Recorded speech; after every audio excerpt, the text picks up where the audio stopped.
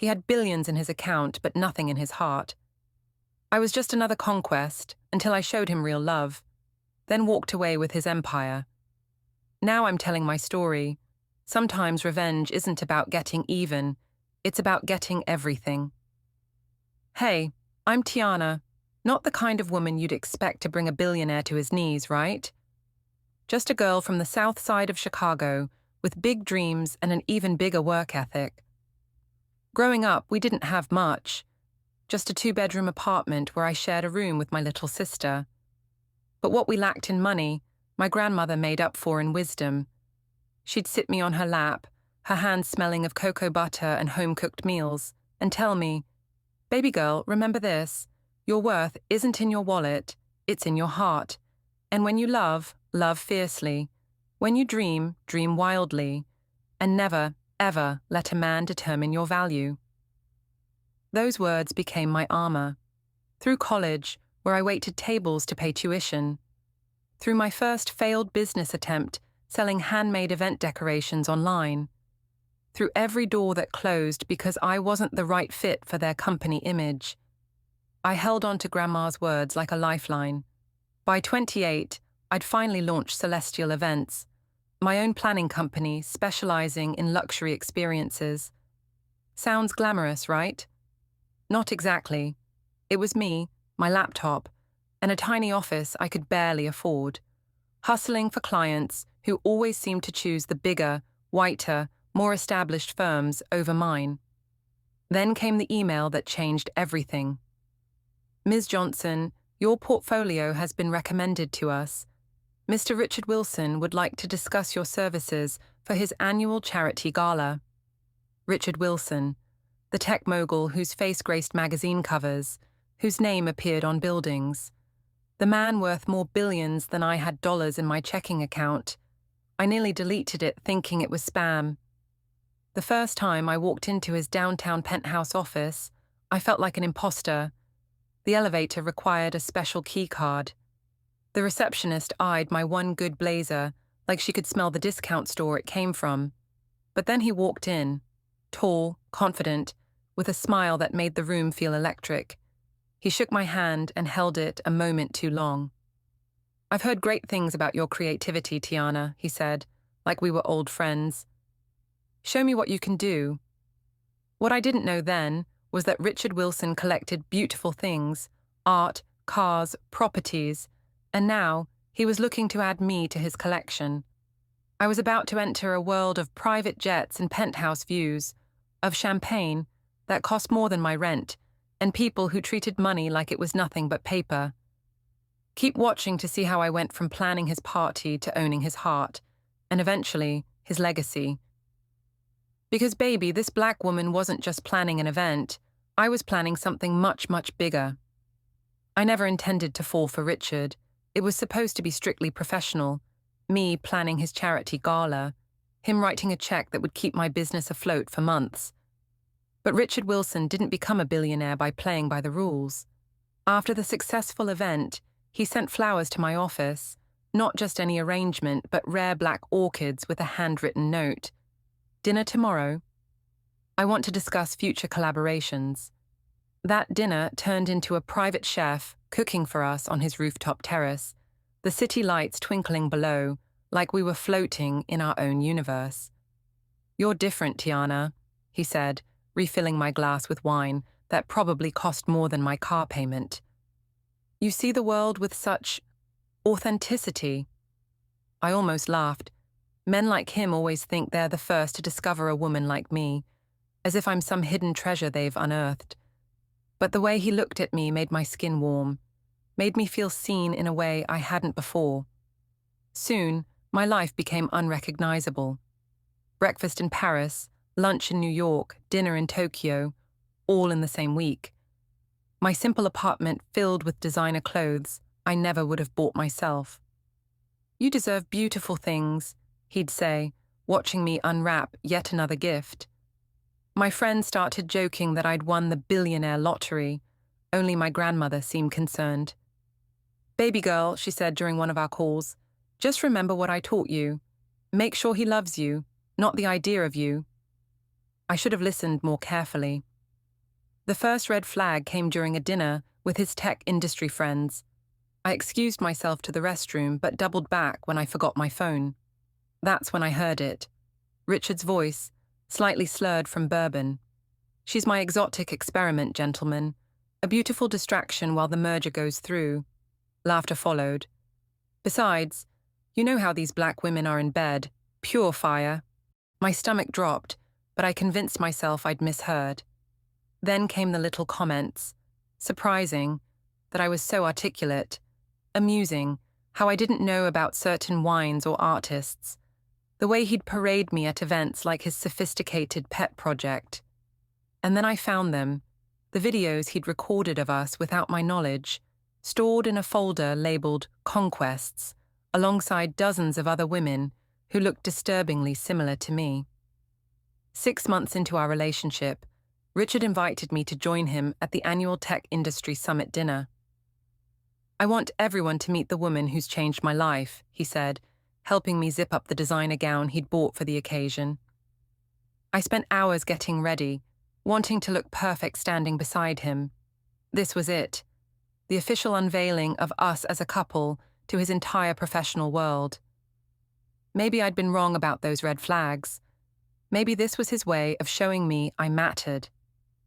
The ballroom buzzed with power and privilege, CEOs, venture capitalists, tech pioneers whose innovations shaped our daily lives.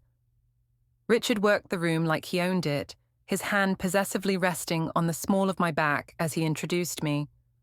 "This is Tiana," he'd say, but never mention my business or accomplishments. Just Tiana, like I was another accessory, matching his custom watch or Italian shoes. Then came the moment that shattered everything. Richard, 4 drinks in, huddled with 3 other executives while I chatted with their wives. I wasn't meant to hear him, but sound carries across marble floors. "The board's been on my case about diversity initiatives," he laughed. "Dating her kills 2 birds with 1 stone. Great press and even better bedroom benefits. These charity cases are always so grateful." Their laughter felt like knives. One of them asked how long he planned to keep this one around. Richard's response, "Until the novelty wears off." Already have my lawyer drafting an exit strategy. I somehow made it through dinner, smiled for photos, laughed at jokes. But inside, I was dying. Back at his penthouse while he showered, I found it, the prenuptial agreement he'd had drawn up without telling me, buried in his desk drawer. It detailed how I'd get nothing if we married, how I'd be required to sign NDAs about everything I'd seen or heard, how any children would remain primarily in his custody. The final blow came 3 weeks later. Richard was supposedly in Singapore, closing a major deal. I decided to surprise him by organizing his home office, my way of processing hurt through productivity. Behind his bookshelf, I discovered a hidden safe. It wasn't even locked properly. Inside were passports, cash, and a burner phone with messages between him and his ex, Victoria. "The black girl is getting clingy. 2 more weeks until I break it off, and we can pick up where we left off." The publicity served its purpose. I sat on his imported marble floor and finally allowed myself to break. To cry for the woman who'd believed a man could see beyond her skin color to her soul. For the girl who'd ignored her grandmother's warnings. But then, something shifted inside me. My tears dried up. In their place came something colder, harder, more powerful. Looking around at his obscene wealth, I made myself a promise. This wouldn't be my tragedy. This would be my turning point. I didn't confront Richard that night. Instead, I dried my tears, fixed my makeup, and greeted him at the airport the next day with a smile that hid the storm brewing inside me. "I missed you," I lied, kissing a man I now saw clearly for the first time. The old Tiana would have exploded, created a scene, demanded answers, but something deeper, something wiser had awakened in me. My grandmother's voice echoed, "Sometimes, baby girl, you got to be still to move forward." So I became the perfect girlfriend, more attentive, more loving, more interested in his business than ever before. I'd sit beside him during calls, ask thoughtful questions about his investments, remember details about his competitors. "You're not just a pretty face," he'd say, patting my hand condescendingly. If only he knew the notebook I kept hidden in my apartment, documenting every questionable deal, every tax loophole, every instance of insider trading mentioned casually over dinner. I befriended his executive assistant, Keisha, a brilliant black woman with 2 master's degrees, who Richard still asked to fetch coffee. Over lunch, I learned she'd been passed over for promotion 4 times.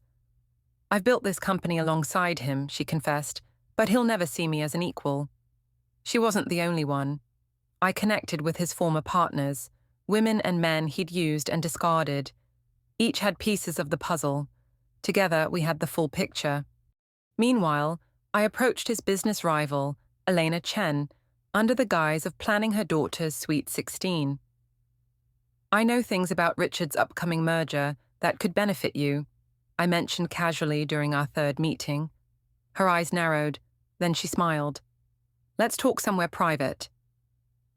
That conversation led to meetings with her attorneys, then with federal investigators interested in Richard's creative accounting. The most challenging part was playing the role of the unsuspecting, grateful girlfriend while methodically dismantling his empire from within. I encouraged his worst instincts, the risky investments, the corner-cutting, the arrogance that made him believe he was untouchable. I studied his passwords as he typed them, photographed documents while he slept, recorded conversations that proved he knew exactly what lines he was crossing. Richard thought I was just arm candy with a knack for party planning. He never suspected I was orchestrating the most elaborate event of my career, his downfall. Because when you underestimate a woman, especially a black woman who's had to work twice as hard her entire life, you've already lost the game. Just wait until you see my endgame. It wasn't just about getting even, it was about getting everything. 3 months of meticulous planning culminated on the anniversary of our first date. Richard had planned an elaborate evening, dinner at his favorite restaurant, where he'd reserved the entire rooftop. What he didn't know was that I'd also made arrangements for that night. Special guests, important paperwork, a moment of reckoning. As we sipped champagne overlooking the city skyline, I reached across the table. "Richard, there's something I need to show you." I opened my phone to display emails, documents, recordings, evidence of tax fraud, workplace harassment, insider trading. His face drained of color. "Where did you get these?"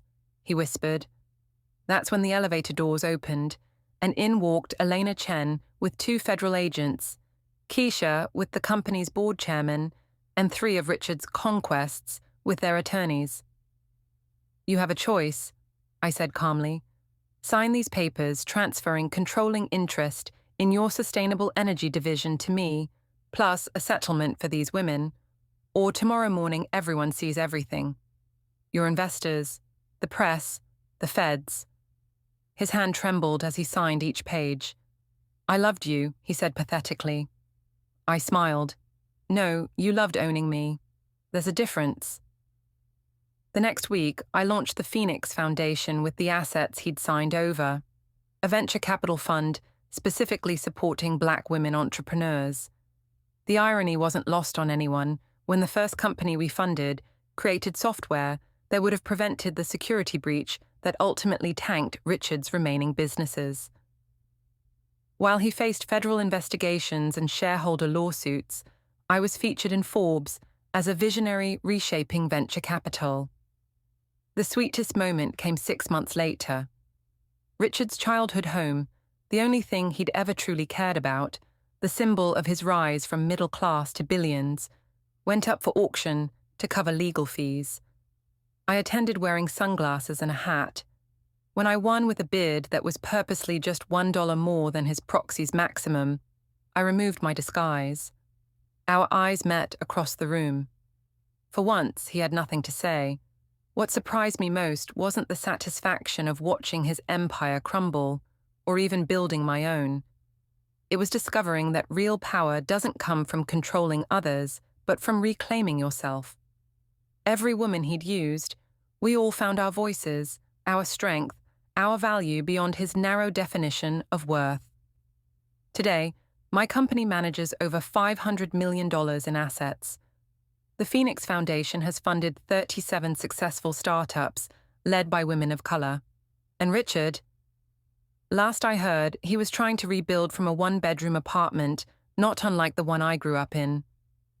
Life has a poetry to it sometimes, a beautiful, perfect symmetry that reminds you the universe is watching, and occasionally, just occasionally, it delivers exactly the justice that's deserved.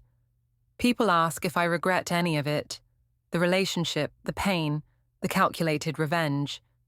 I tell them the truth. I regret believing I needed a man like Richard to validate my worth, but I'll never regret reclaiming my power. Some nights I stand on my office balcony overlooking the city and think about that girl who once trembled walking into a billionaire's penthouse. She seems like a stranger now. My grandmother passed away last spring. At her funeral, I placed her favorite yellow roses on her casket and whispered, "You were right about everything." She taught me that real love, whether for another person or yourself, should elevate, not diminish. It should see you completely, celebrate your complexity, honor your journey. The Phoenix Foundation now mentors young women from backgrounds like mine, teaching them what took me too long to learn. Your value isn't negotiable, your dreams aren't optional, and your voice matters. We've funded schools, scholarships, and safe houses for women escaping abusive relationships. As for Richard's childhood home, I donated it to a non-profit that helps first-generation college students. His name isn't anywhere on the building. Mine isn't either. Some victories aren't about recognition. Remember this, your breakdown might just be the beginning of your breakthrough. Subscribe for more stories of transformation. And remember, sometimes the path to healing yourself becomes the way you help heal the world.